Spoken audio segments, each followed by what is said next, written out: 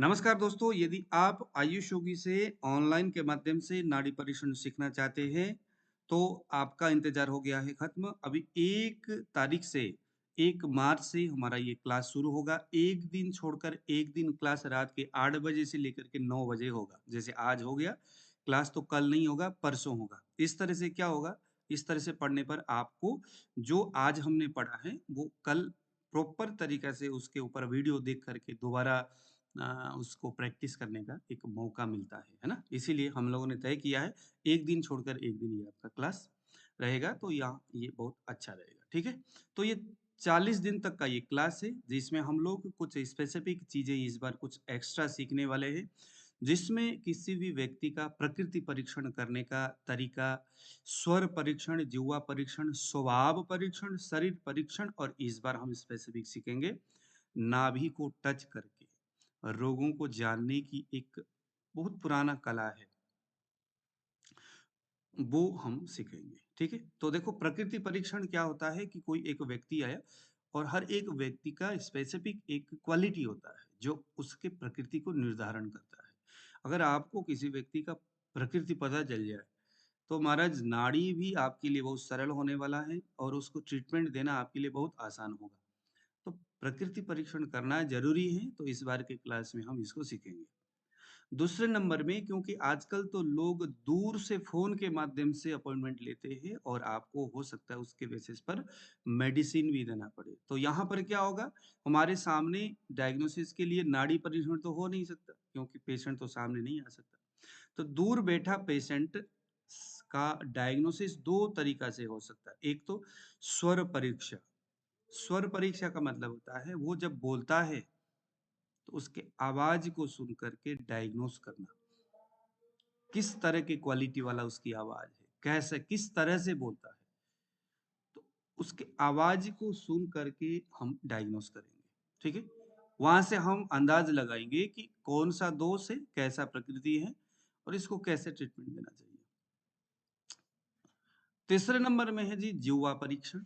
अब ये दूर बैठे पेशेंट के लिए उसके रोग और प्रकृति को जानने का बढ़िया तरीका है, उसके जीभ देख कर के डायग्नोसिस करना। तो इस बार के हमारे इस क्लास में हम जिह्वा परीक्षण के ऊपर भी विस्तृत बात करेंगे। हालाँकि मैंने 3 वीडियोज़ आपको दिया है। जिह्वा परीक्षण में मैं आपको वो वीडियो का लिंक दे दूँगा। उसके बाद और 2 मतलब कि वीडियोज़ बनता है, तो उसे मैं आपको इस क्लास में सिखाऊँगा, ठीक है? जिह्वा परीक्षण, ओके। तीसरे नंबर में आ गया आपका स्वभाव परीक्षण। एक व्यक्ति का नेचर कैसा है, वो अगर आपको पता चल जाए, तो बहुत सहज होगा उसके लिए उसको जानना, उसके लिए ट्रीटमेंट करना, उसके नेचर के परीक्षण करना ज़रूरी है। दोस्तों प्रकृति परीक्षण और स्वभाव परीक्षण ये दोनों भिन्न बातें हैं। ये किस तरह से भिन्न होगा, उसे हम आयुर्वेदिक इस क्लास में हम सीखेंगे नाड़ी परीक्षण की। अब आ गया चौथे नंबर में दोस्तों शरीर परीक्षण।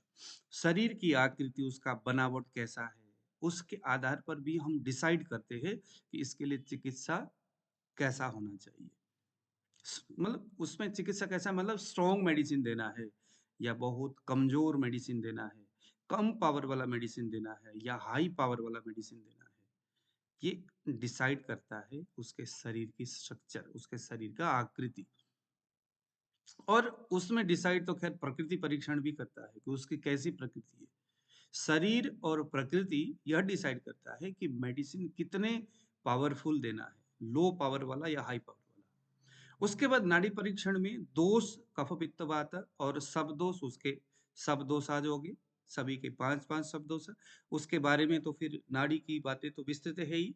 उसके बाद हम दोषों के गुणों के बारे में विस्तृत जानकारी लेंगे। ये विगत कुछ महीनों से मैं इसके ऊपर काम कर रहा हूँ। मैं स्टडी भी कर रहा हूँ और इसका रिस्पॉन्स बहुत अच्छा है। आप लोग इसको हल्के में शायद ले सकते हो, लेकिन बिल्कुल नहीं लेना। मतलब मैं उनको कह रहा हूँ जो हमारे पुराने स्टूडेंट हैं।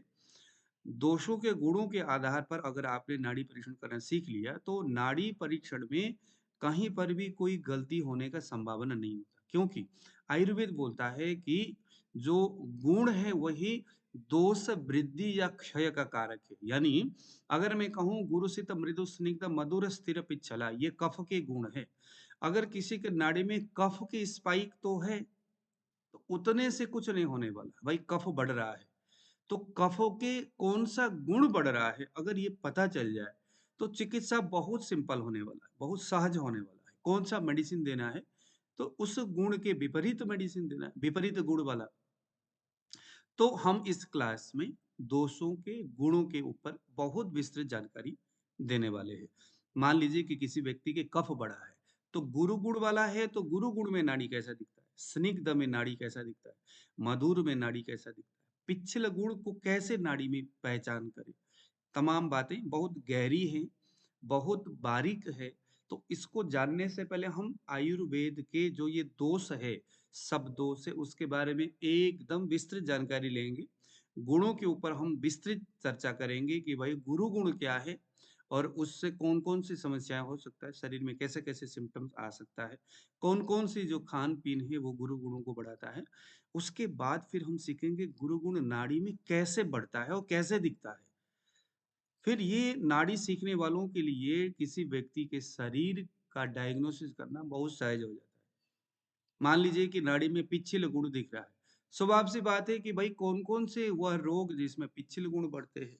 पिच्छिल गुण वाले रोग क्या है? कौन से आहार-विहार है? गुणों से हम उसके आहार-विहार भी देख सकते हैं कि भाई अगर गुरु गुण बढ़ा है तो क्या कुछ खाया हुआ हो सकता है। ज़्यादातर व्यक्ति क्या खाता है या अभी कुछ देर पहले क्या खा कर के आया है। वो गुणों से स्पष्ट परीक्षण हो जाता है। स्ट्रेस में रहता है, खुश रहता है, खोया-खोया रहता है। सभी गुणों के परीक्षण से जानने वाली बातें हैं। ठीक है? उसके बाद हम देखेंगे दोस्तों अर्गन पल्स। अर्गन पल्स में हम शरीर के अंदर जो सॉरी धातु परीक्षण है ना? तो धातु परीक्षण में हम रस, रक्त, मांस, मेद, अस्थि, मज्जा, शुक्र इन्हें धातु की बातें हम करेंगे। रस धातु से जुड़े हुए रोग, रक्त धातु से जुड़े हुए स्थान और रोग, इनके ऊपर तो हम विस्तृत बात हमेशा ही करते आ रहे हैं, तो आप भी इसके सहभागी बनेंगे और साथ में हम समझते हुए जाएँगे। अब आ गया एक चमत्कार जिसमें हम जिन्हें हम कहते हैं अर्गन पल्स। अर्गन पल्स में अर्गन पल्स भी हम सीखेंगे जैसे किसी के किडनी है, लिवर है, हार्ट है, स्प्लीन है, स्टमक है? उसके लंग्स है, तो इनसे जुड़ी हुई जो रोग अगर शरीर में होगा, तो डायरेक्टली हम ऑर्गन पल्स में परीक्षण करके उसको हम निकाल सकते हैं। ठीक है? तो इस तरह से हमारा नाड़ी परीक्षण की 40 दिन तक की क्लास के ये स्पेसिफिक बातें हैं। रोज के रोज क्लास जो होगा, उस क्लास के रिकॉर्डेड वीडियोज़ दूसरे दिन आपको दिया जाएगा, फिर आपको मैसेज जाएगा कि भाई इसको आप एक बार और रिपीट करो, उसको और देखिए और आपके आस-पास भी कोई ऐसा हॉस्पिटल होगा, तो वहाँ जाकर के पेशेंट के नाड़ी आप परीक्षण करें, आप प्रैक्टिस करें। क्योंकि प्रैक्टिस करना अब कुछ लोग कहते हैं सर हम तो आप ही के पास आकर के करेंगे। तो मेरे पास आओगे तो भी बात वही है, नहीं आओगे तो भी बात वही है।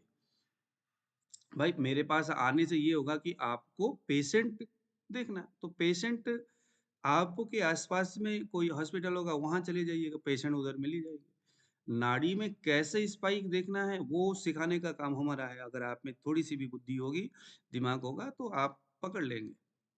विद्यार्थियों को पीडीएफ दिया जाएगा और उसके ऊपर आप हालाँकि हम ऐसा चाहते हैं कि स्टूडेंट अपने एंड से अपना पीडीएफ बनाए, क्योंकि हम जब अपने हाथ से जब हम कोई चीज़ नोट बनाते हैं, तो वो ज़्यादा हमारे लिए यानी अगर मैं क्योंकि मैंने अपने से नोट बनाया है, मैंने अपने गुरु से पीडीएफ लिया ही नहीं, नोट नहीं लिया।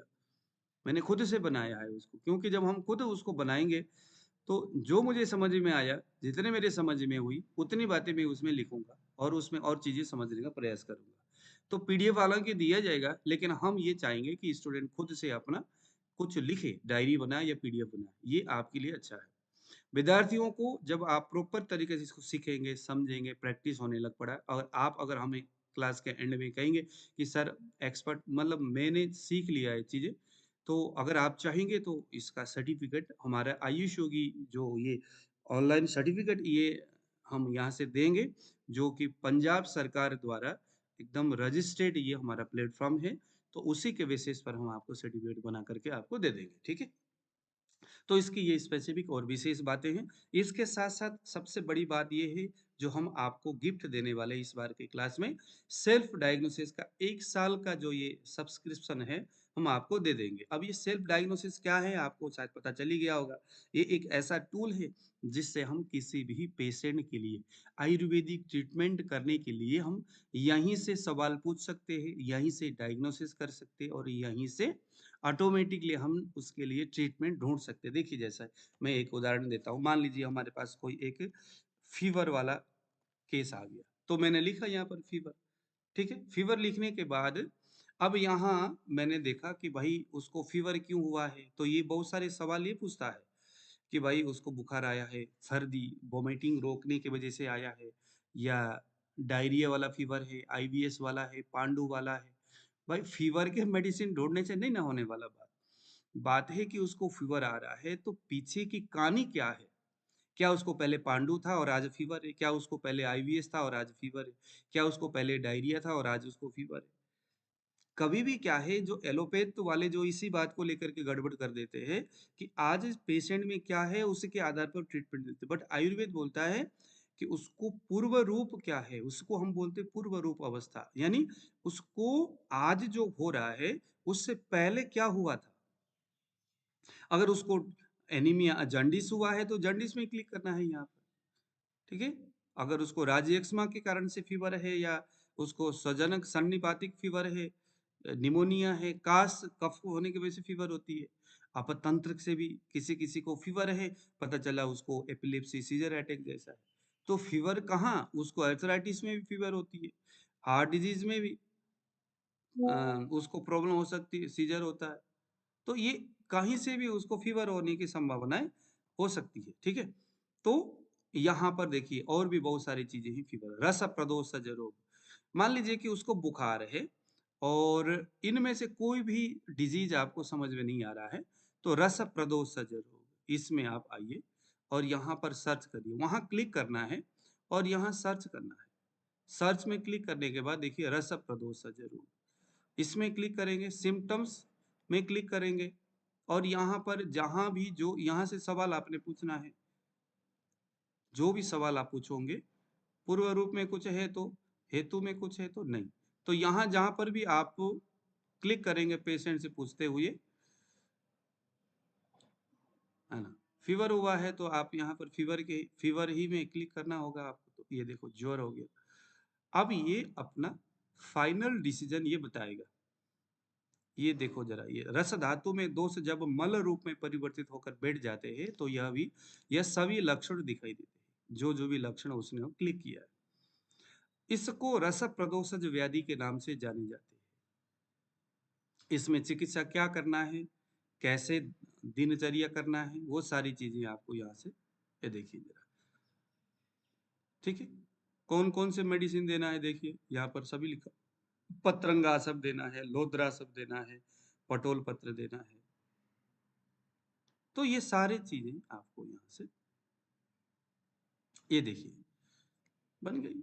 अब कहाँ आप अलग-अलग बुक्स, अलग-अलग डायरी, अलग-अलग पता नहीं कहाँ कौन क्या कुछ लिखता है। ये एआई टूल है, तो यहाँ से आपको ये ऑटोमेटिकली आपने जो सवाल जो सिम्पटम्स है उसमें जो आपने क्लिक किया है, उसके आधार पर ये आपको आयुर्वेदिक दवाई बता रहा है, ठीक है? तो आपने कौन-सा दवाई देना है उसको आप डिसाइड करेंगे बाद में। इनमें से कोई भी आप दे दो, पेशेंट एकदम चकाचक हो जाएगा, ठीक हो जाएगा। तो इस तरह से हमारा ये क्लास चलने वाला है। इस बार मैंने आपको कह दिया कि भाई यहाँ पर पेशेंट को इस बार हमारा जो स्टूडेंट है उनको ये बेनिफिट मिलने वाला है कि इसी अमाउंट से आपको सेल्फ डायग्नोसिस का ये टूल आपको मिलने वाला है, वो भी फ्री ऑफ कॉस्ट, ठीक है? हालाँकि इस टूल है 1 साल का ₹4000 इसमें लिया जा रहा है, लेकिन आपको इस बार के क्लास में फ्री ऑफ कॉस्ट। नमस्कार।